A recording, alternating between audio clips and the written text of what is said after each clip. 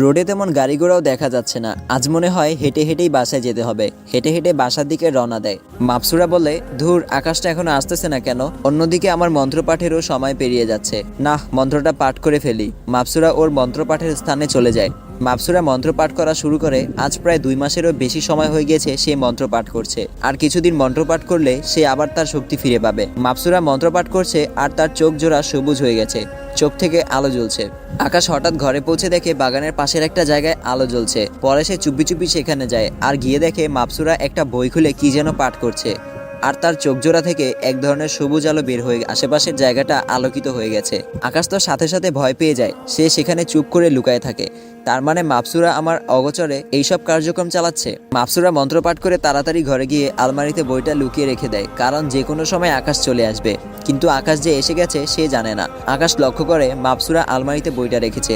মনে মনে ঠিক করে, না, আমার এই বইটা দেখতে হবে। এই বইয়ের মধ্যে কি আছে যা মাপসুরা এমন রাতের বেলায় নির্জনে বসে পাঠ করছে। কিন্তু মাপসুরাকে জানতে দেওয়া যাবে না। আকাশ ঘরে ঢুকে মাপসুরা মাত্র বইটা রেখে খাটে গিয়ে বসেছে। আকাশ, তুমি কখন এলে? আকাশ বলল, মাত্র। মাপসুরা খাট থেকে উঠে গিয়ে আকাশকে জড়িয়ে ধরে আর বলতে শুরু করে, আকাশ, আমি না তোমাকে অনেক ভালোবেসে ফেলেছি। তোমাকে ছাড়া আমার কোনো কিছুই ভালো লাগে না। প্লিজ সবকিছুর জন্য আমাকে ক্ষমা করে দাও। তোমার অবহেলা আমি আর নিতে পারছি না। ভালোবাসো, না হয় মেরে ফেলো, আমাকে তাও নিজের করে নাও। এই বলে গা থেকে শাড়ির আঁচলটা মাটিতে ফেলে দেয়। এই, আমাকে আদর করো না? তোমার আদর পেতে খুব ইচ্ছা করছে আমার। আকাশ এবার মাপসুরার আঁচলটা মাটি থেকে গায়ে তুলে দেয় আর বলে, মাপসুরা, যাও, মাফ করে দিয়েছি, কিন্তু এখন এইসব করা আমার দ্বারা সম্ভব না। সারাদিন কাজ করে এখন আর এইসবের জন্য কোনো শক্তি অবশিষ্ট বাকি নেই। প্লিজ আজকে না, অন্য কোনো দিন। মাপসুরা বলল, আচ্ছা ঠিক আছে, যাও, মেনে নিলাম। হাত মুখ ধুয়ে এসেও আমি খাবার দিচ্ছি। আকাশ ফ্রেশ হতে চলে যায় আর মাপসুরা খাবার রেডি করতে থাকে। মাপসুরা মনে মনে ভাবতে থাকে, যাক, লাইনে আনতে পেরেছি অল্প করে। যে করেই হোক ওর মনে বিশ্বাস জোগাতে হবে। পুরোপুরি লাইনে আনতে হবে ওকে, না হয় খাটাসটাকে বলি দিতে পারবো না। আকাশ বলল, না, ওর চালে আমি পা দিব না। মাপসুরা, তোমার কি মনে হয় আমি বোকা? তুমি চাল চেলেই যাবে আর আমি কিছুই বুঝবো না? এটা কি করে হয়? আজ রাতে খালি তুমি ঘুমাও, তারপর দেখবো তোমার ওই বইটাতে কি আছে। তারপর মাপসুরা আকাশকে খাবার বেড়ে দেয় আর আকাশ খেয়ে এসে রুমে শুয়ে পড়ে। মাপসুরাও এসে শুয়ে পড়ে। মাপসুরা আকাশকে জড়িয়ে ধরে শুয়ে আছে, কিন্তু আকাশ আজকে কিছু বলে না, না হয় ও সন্দেহ করবে। তারপর মাপসুরা ঘুমিয়ে গেলে চুপি চুপি গিয়ে আলমারিটা খুলে বইটা বের করে। বইটা নিয়ে ঘরের বাইরে চলে আসে। তারপর বইটা ওপেন করে, কিন্তু কিছুই সে বুঝতেছে না, কারণ লেখাগুলো অন্যরকম। আকাশ এমন লেখা এর আগে কোনোদিনও দেখে নাই। এখন কি করবে সে? হঠাৎ সাজ্জাদের পরিচিত মানুষটার কথা মনে পড়ে। হ্যাঁ, উনি হয়তো বুঝতে পারে এতে কি লেখা আছে, কিন্তু বইটা নিয়ে গেলে তো আকাশ ধরা খেয়ে যাবে। তাই ফোনটা বের করে ছবি তুলে নেয় আর বইটা জায়গায় রেখে এসে ঘুমিয়ে পড়ে। আকাশ পরের দিন সকালে সে অফিস থেকে ছুটি নিয়ে সাজ্জাদ সহ ওই লোকটার কাছে যায় আর ফোনে তোলা ছবিগুলো দেখায়। লোকটা ফোনে ছবিগুলো দেখে মাথায় হাত দিয়ে ফেলে। আকাশ ভাই, আপনি তো শেষ। আকাশ বলল, মানে কি?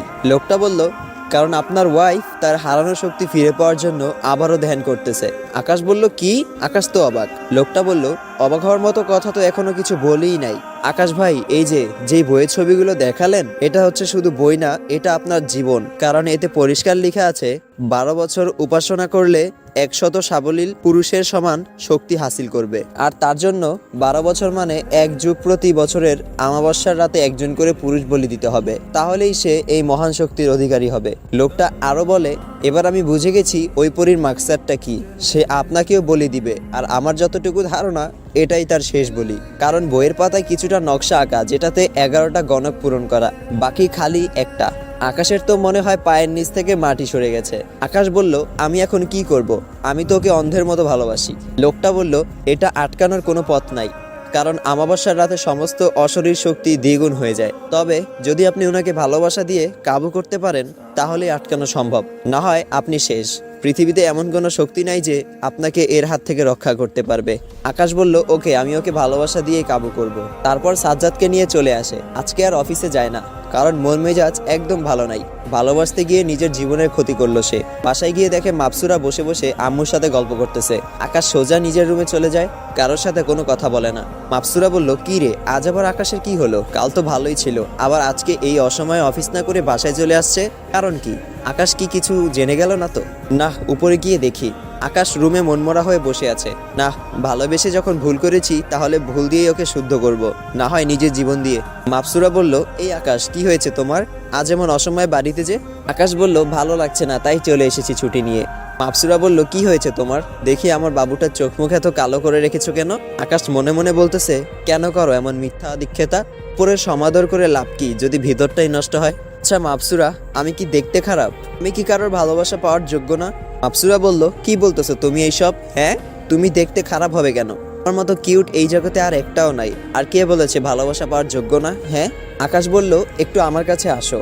মাপসুরা আকাশের কাছে গিয়ে বসে।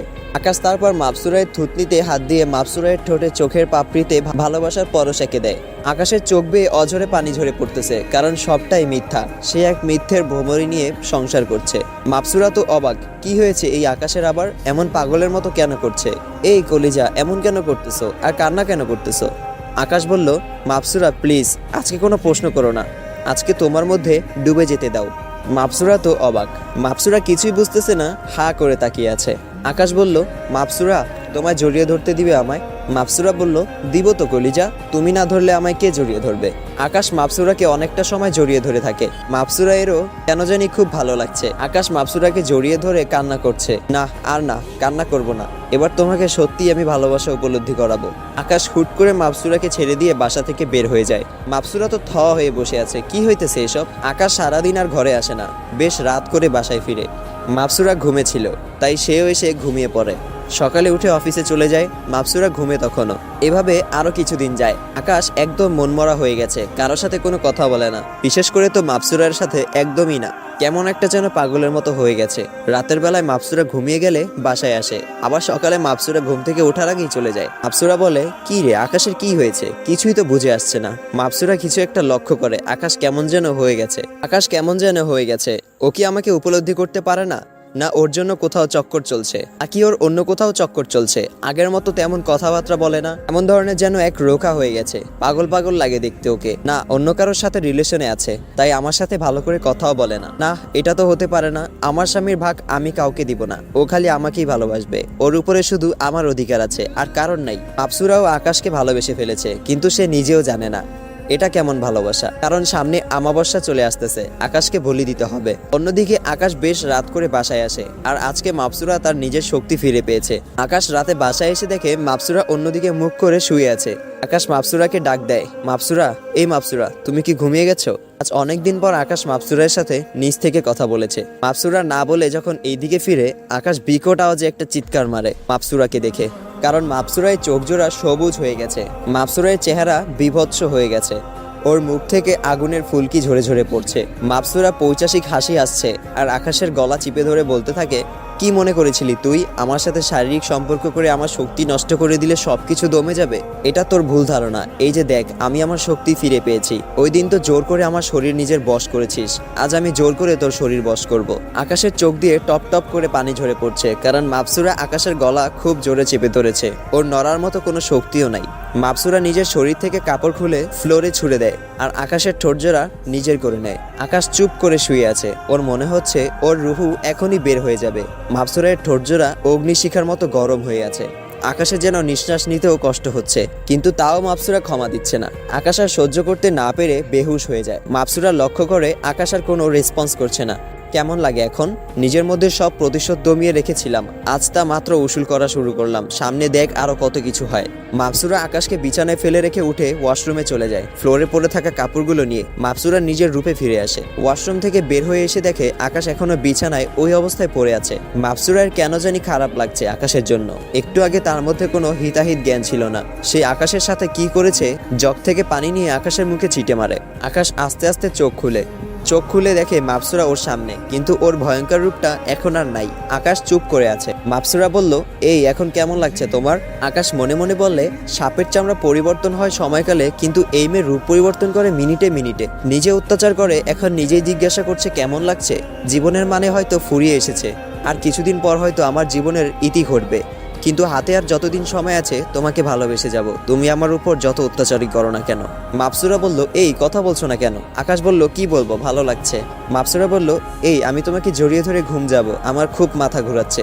সে নিজেই আকাশকে জড়িয়ে ধরে আর আকাশের বুকে মাথা রেখে শুয়ে পড়ে।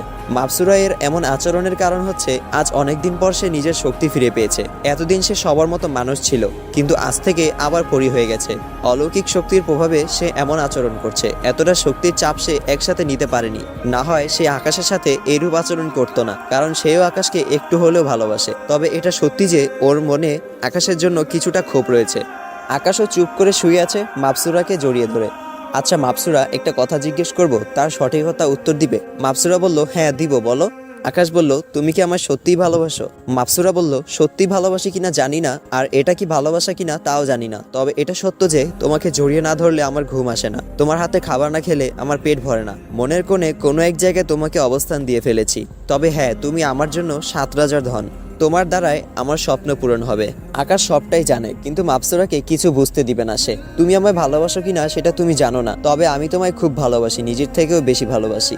তোমার জন্য নিজের জীবন দিয়েও দিতে পারি, জীবন দিতে 2 মিনিটও ভাবতে হবে না আমার। মাপসুরা মনে মনে বলল, আমি তো তাই করব, তোমার এই জীবন নিব, তোমার রক্তের বদলেতে যে আমার 7 রাজার ধন মিলবে, তোমাকে যে মরতেই হবে। মাপসুরা বলল, কি বলছো কি তুমি এইসব? জীবন দিবে মানে? তোমার কিছু হলে আমার কি হবে? আকাশ মনে মনে বলতে থাকে, নিজে নিজে জীবন তো তুমিই নিবে, মিথ্যে আশ্বাস কেন দিচ্ছ? আরে না, কথার কথা বলছি। মাপসুরা বলল, আমি আরো ভেবেছি কি না কি, এই আর একটাও কথা বলবা না, এখন ঘুমাবো দুজন। আকাশ বলল, আচ্ছা। তারপর দুজনে মিলে ঘুমিয়ে পড়ে। সকালে মাপসুরা ঘুম থেকে উঠে দেখে আকাশ চায়ের কাপে হাতে নিয়ে দাঁড়িয়ে আছে। মাপসুরা বলল, এই তুমি কেন কষ্ট করে চা আনতে গেলে? আকাশ মনে মনে বলতে থাকে, কাল তো ভেবেই নিয়েছি যতদিন সময় আছে তোমায় ভালোবেসে যাব। তারপর মাপসুরাকে বলল, কেন আনতে পারি না বুঝি? মাপসুরা বলল, এই না, তা কেন, কই দেখি দাও, আমার বরটা কষ্ট করে চা করে আনছে। মাপসুরা চায়ে একটা চুমুক দেয়, চাটা অনেক মজার হয়েছে। খুশিতে আকাশের গালে একটা চুমু এঁকে দেয়। ইস, এত মজার চা মনে হয় এই জীবনে প্রথম খেলাম। এভাবেই চলতে থাকে। আকাশ এখন সবসময় মাপসুরার দেখাশোনা করে, 3 বেলা ওকে খাইয়ে দেয়, মাঝে মাঝে ঘুরতেও নিয়ে যায়। দুজনে মিলে এক রিকশায় করে ঘুরে খুব মজা করে। আমাবস্যা প্রায় চলেই এসেছে, আর মাত্র 2 দিন বাকি। আকাশের মনটা একদম ছোট হয়ে আছে, কাল বাদে পরশু সে আর এই দুনিয়ায় থাকবে না। তবে সে সন্তুষ্ট যে সে তার ভালোবাসার মানুষের হাতে শেষ নিঃশ্বাস ত্যাগ করবে। আমাবস্যা চলে এসেছে, আজ রাতেই আমাবস্যা। মাপসুরের বাবা মাও জমিনে আসে, তারপর মাপসুরের কাছে যায়। আকাশ মাপসুরের বাবা মাকে পায়ে ধরে সালাম করে। আজকে আকাশ অফিসে যায় নাই।